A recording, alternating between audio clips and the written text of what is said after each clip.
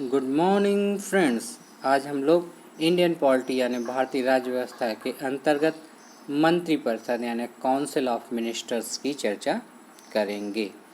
तो व्यूअर्स, जो भारतीय संविधान है उसका आर्टिकल 74 यह कहता है कि भारत के राष्ट्रपति के कृत्यों के संचालन के लिए और उसे मंत्रणा देने के लिए एक मंत्रिपरिषद या काउंसिल ऑफ मिनिस्टर्स होगा और जिसका नेतृत्व जो है भारत का प्रधानमंत्री या प्राइम मिनिस्टर ऑफ इंडिया करेगा।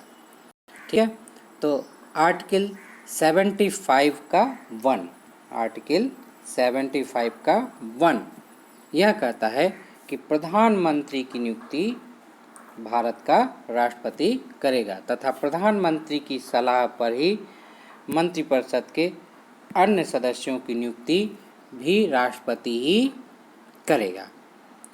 तो इस आर्टिकल 75 के उपबंध 3 के अनुसार जो मंत्रिपरिषद होती है सामूहिक रूप से लोकसभा के प्रति उत्तरदायी होती है।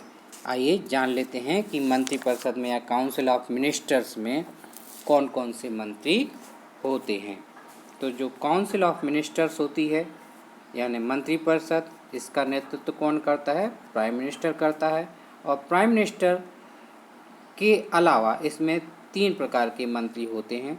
एक तो कैबिनेट मिनिस्टर, दूसरा आपका स्टेट मिनिस्टर और तीसरा आपका सब मिनिस्टर। कैबिनेट मिनिस्टर को कैबिनेट मिनिस्टर और स्टेट मिनिस्टर को राज्य मंत्री और सब मिनिस्टर को हम उप मंत्री हिंदी में कहते हैं।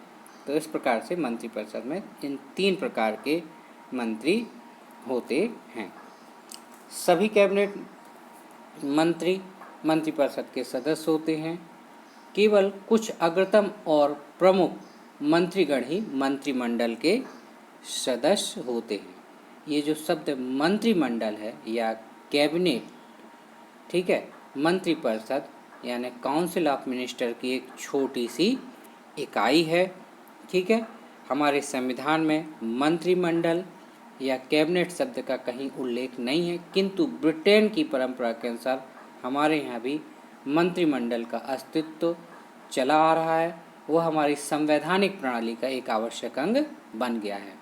ठीक है, मंत्रिमंडल नीति निर्धारण करने वाली सर्वोच्च संस्था है। कैबिनेट की बैठक में कभी भी सभी मंत्रीगण उपस्थित नहीं होते और सभी वरिष्ठ मंत्री कैबिनेट के सदस्य होते हैं। आइए जान लेते हैं स्टेट मिनिस्टर। स्टेट मिनिस्टर या जो राज्य मंत्री होते हैं, इसकी परंपरा जो है ब्रिटिश संविधान से ली गई है। ये भी एक तरह के कैबिनेट स्तर के ही होते हैं और अपने विभागों के स्वतंत्र रूप से उत्तरदायी हो सकते हैं। ठीक है, और इनका वेतन भी कैबिनेट मंत्री के बराबर होता है। लेकिन जो उप मंत्री होते हैं या सब मिनिस्टर होते हैं वो कैबिनेट मंत्री से कम वेतन पाते हैं। कैबिनेट मंत्री जो होता है अपने विभाग का अध्यक्ष होता है। तो ये थी मंत्रिपरिषद। आइए आगे बढ़ते हैं। आर्टिकल 74 को एक बार फिर से देख लेते हैं।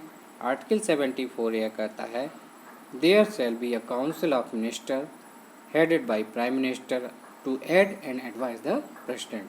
अर्थात आर्टिकल 74 यह कहता है कि भारत में एक मंत्रिपरिषद होगी जिसका नेतृत्व प्रधानमंत्री करेगा और यह मंत्रिपरिषद राष्ट्रपति को उसके कार्यों के संचालन में सहायता और मंत्रणा देगी। आर्टिकल 75 के अनुसार prime minister appointed by the president and other are also appointed by the president on the advice of prime minister. अर्थात प्राइम मिनिस्टर की जो नियुक्ति होगी वो भारत का राष्ट्रपति करेगा और प्रधानमंत्री की सलाह पर अन्य मंत्रियों की नियुक्ति भी भारत का राष्ट्रपति ही करेगा। आइए देख लेते हैं प्रधानमंत्री या प्राइम मिनिस्टर ऑफ इंडिया को। तो राष्ट्रपति राज्य का प्रमुख होता है अर्थात डिजियोर ऑफ हेड। लेकिन जो भारत का प्रधानमंत्री होता है उसे डी फैक्टो ऑफ हेड कहते हैं। और वास्तव में जो भारत की जो कार्यपालिका संबंधी शक्तियों का वास्तविक प्रयोग होता है वो भारत की मंत्रिपरिषद अंडर लीडरशिप ऑफ प्रधानमंत्री ही करती है। मंत्रिपरिषद कार्यपालिका की शक्तियों का वास्तविक प्रयोग करती है तथा सामूहिक रूप से लोकसभा के प्रति उत्तरदायी होती है। आर्टिकल 75 का 3। मंत्रिपरिषद की सदस्य संख्या प्रधानमंत्री सहित कुल लोकसभा सदस्यों की 15% से अधिक नहीं होनी चाहिए, यानी लोकसभा में जितने सदस्य हैं उसका 15% ही मंत्रिपरिषद की सदस्य संख्या भारत में हो सकती है। आइए उप प्रधानमंत्री को देख लेते हैं। संविधान में उप प्रधानमंत्री पद का कोई प्रावधान नहीं है। अब तक कुल 8 उप प्रधानमंत्री बनाए गए हैं। प्रथम थे सरदार वल्लभ भाई पटेल, जिन्हें आप लौह पुरुष के नाम से भी जानते हैं, और यह भारत के उस समय के गृह मंत्री भी थे। अंतिम थे लाल कृष्ण आडवाणी। इसके बाद आ जाते हैं महान्यायवादी पर, अर्थात अटॉर्नी जनरल ऑफ इंडिया। यह पद इंग्लैंड से लिया गया है और इसकी चर्चा आर्टिकल 76 में की गई है। और जो भारत का महान्यायवादी होता है अर्थात अटॉर्नी जनरल ऑफ इंडिया, यह भारत का सर्वोच्च विधिक अधिकारी है। आप इसे भारत सरकार का वकील भी कह सकते हैं। यह भारत सरकार को विधिक मामलों पर सलाह देता है। राष्ट्रपति भारत की महान्यायवादी की नियुक्ति करता है। योग्यता: भारत का महान्यायवादी नियुक्त होने के लिए या अटॉर्नी जनरल ऑफ इंडिया की नियुक्ति के लिए ऐसा व्यक्ति पात्र है जो उच्चतम न्यायालय में न्यायाधीश बनने की योग्यता रखता हो, या एक से अधिक उच्च न्यायालयों में उसने 5 वर्ष तक न्यायाधीश का कार्य किया हो, या एक से अधिक उच्च न्यायालयों में उसने 10 वर्ष तक अधिवक्ता के रूप में कार्य किया हो। Once AGI appointed he has no fixed tenure. यदि आप भारत के महान्यायवादी या अटॉर्नी जनरल ऑफ इंडिया बन जाते हैं तो आपका कोई निश्चित कार्यकाल नहीं होता है।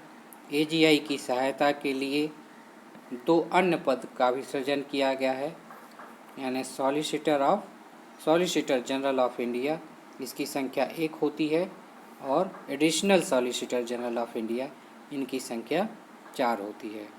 जो वर्तमान के AGI हैं, ठीक है, वो है के वेणुगोपाल, और जो SGI वो है तुषार मेहता। ठीक है, इसको AGI हैं के वेणुगोपाल, और सॉलिसिटर जनरल ऑफ इंडिया यानी SGI हैं तुषार मेहता। तो आज के इस वीडियो लेक्चर में बस इतना ही। अगले वीडियो में फिर से मिलेंगे और हम लोग यूनियन लेजिस्लेचर की चर्चा करेंगे। Good bye.